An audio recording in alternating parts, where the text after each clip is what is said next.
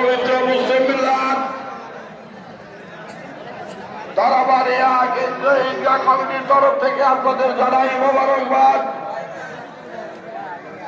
আপনারা ইতিমধ্যে লক্ষ্য করেছেন প্রাকৃতিক দুর্যোগের কারণে আমরা যে ঘোষণা দিয়েছিলাম টাইমের একটু ব্যতিক্রম হয়ে গেছে। এটা আমাদের করার কিছু নাই, আমরা একটু পিছিয়ে দিয়েছি সময়টা। এটা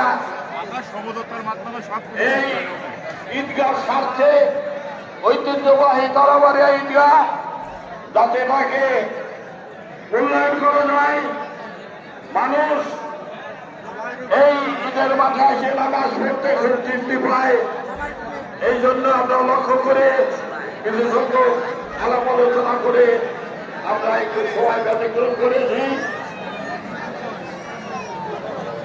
আপনারা